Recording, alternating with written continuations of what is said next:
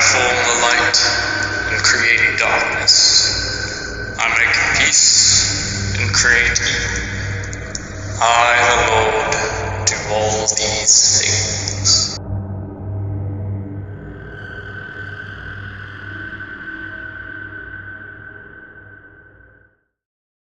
You know, for 27 years, I was an atheist. I thought anyone who believed in a god or gods was, well, stupid or uneducated, naive, gullible, or just into the gig for money, sex, and power. I mean, after all, everyone knows that religion is just a psychological crutch for intellectual weaklings, right? Wow, man, you were a dick.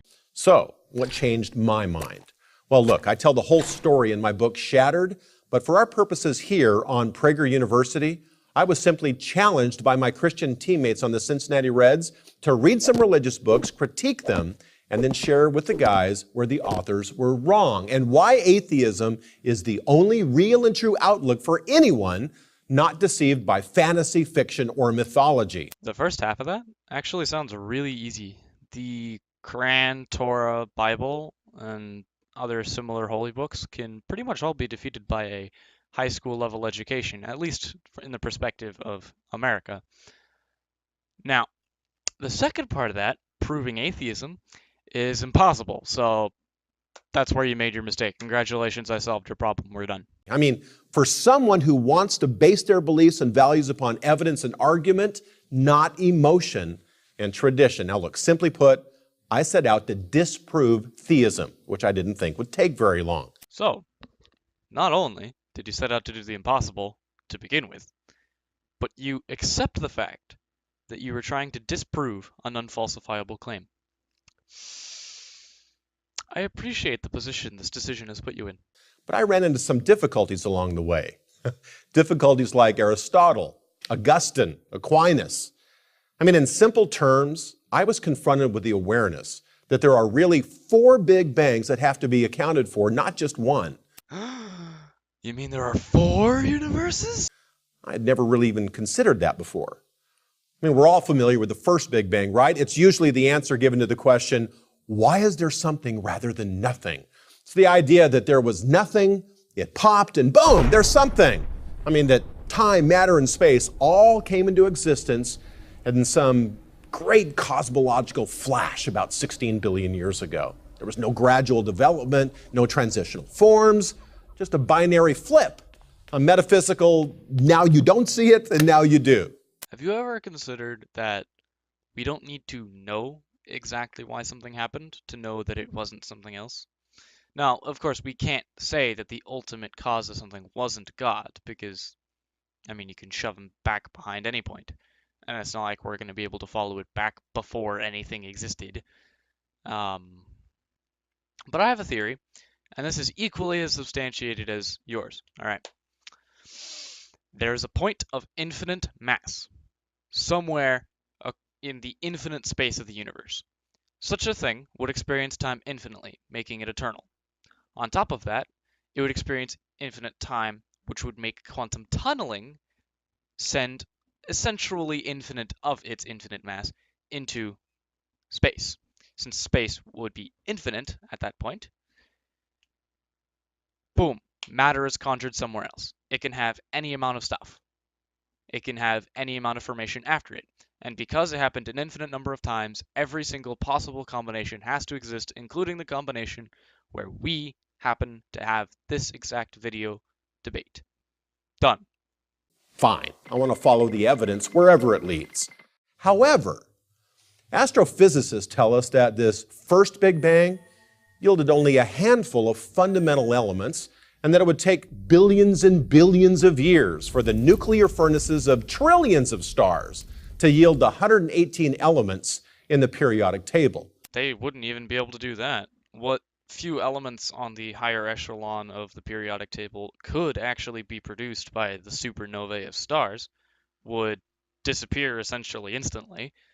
There would be a few that survive, like uranium, but like 118? No, that thing's gone, and before it even could be really registered that it was there, if it appears at all. But I do have a question for you. Why is this relevant? But the first theoretical cosmological Big Bang, well, it only yields matter and energy. It doesn't even begin to address the origin of life. So, how do you get life from non-life? How did abiogenesis occur? I mean, the notion that something can come from nothing. Where's the evidence? You're asking us to prove abiogenesis. Do you realize how ridiculous an order that is, considering you have absolutely no evidence for your case besides the fact that we don't have evidence for a piece of ours?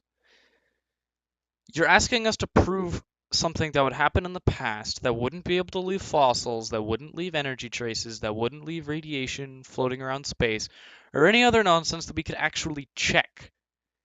And because we don't know the exact conditions of the exact location that abiogenesis took place, all we can do is prove that it's possible, which we have. Well, you're going to need another something from nothing leap of faith, some kind of biological second Big Bang. For all the mind-blowing advancements we've made in physics, biology, and chemistry in just the past 100 years, we're still no closer to making it happen. We don't have a clue. The closer we look, the wider the chasm. All right, I'll just breeze through this really quick. If you go back far enough, the odds of everything happening to lead up to where you are astronomically low. That doesn't mean it didn't happen, and you are proof of that. I mean, sure, we've learned a lot about how to manipulate life forms, how to add and subtract DNA material, even map the human genome, but we have no idea how to literally create life from dead stuff.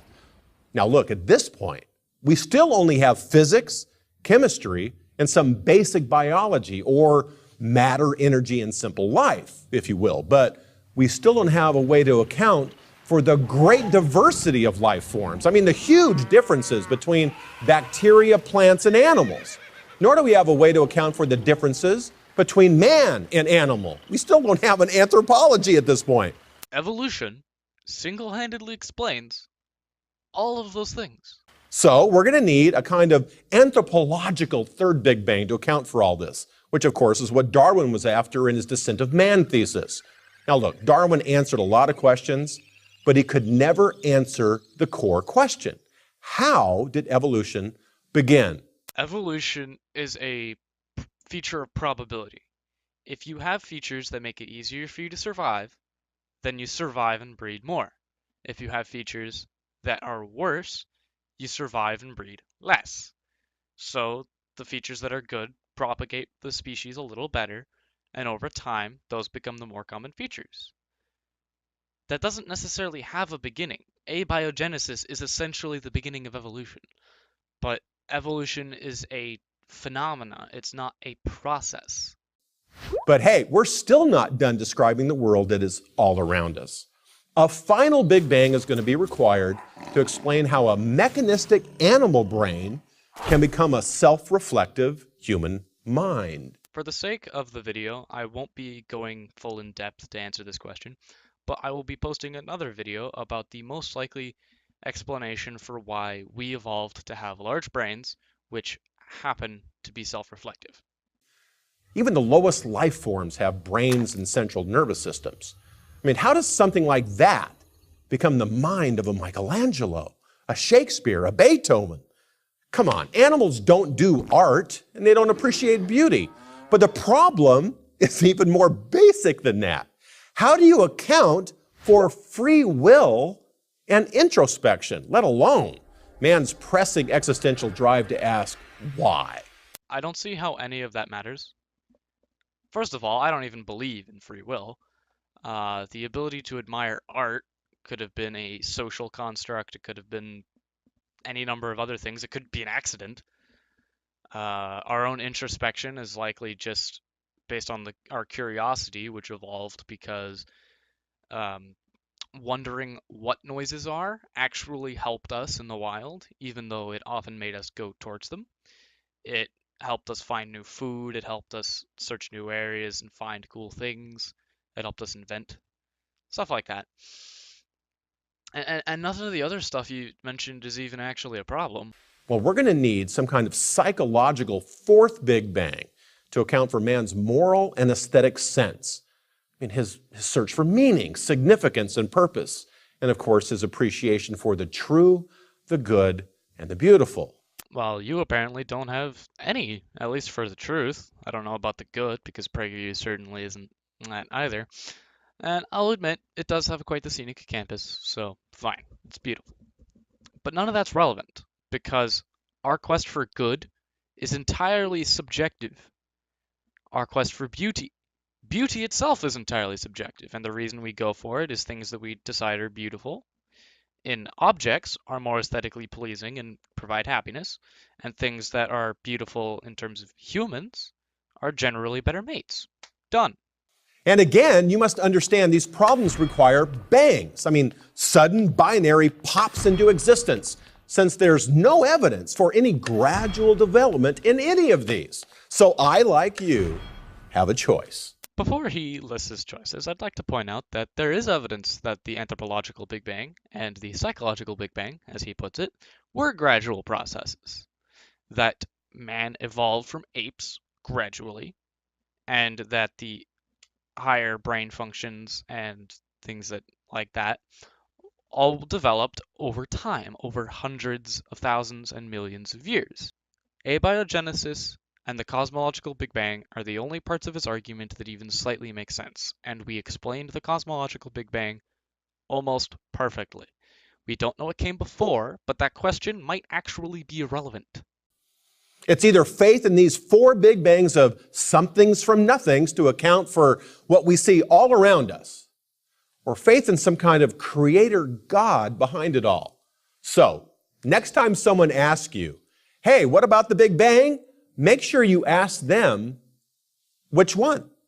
The cosmological, biological, anthropological, or psychological? I'm Frank Pastore for Prager University. All right, let's say there's your God, and I'll list the four things that you have to have faith in, thereby making it technically equal even if you don't buy my previous arguments. 1.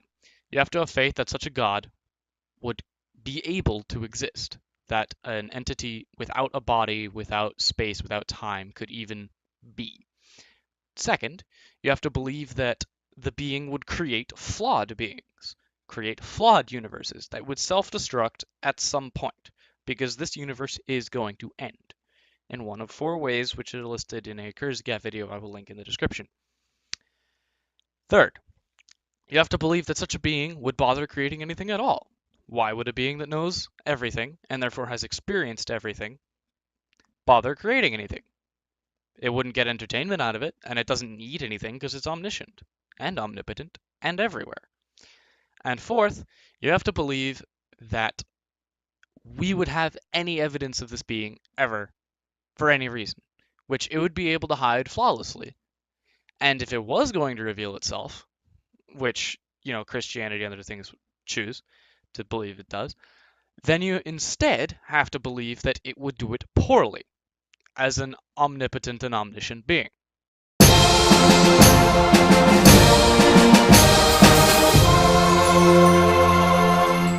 I really have to apologize to any of you who actually wanted a video on Friday. I had some issues with my monitor. It decided that black was its new favorite color and refused to show anything else.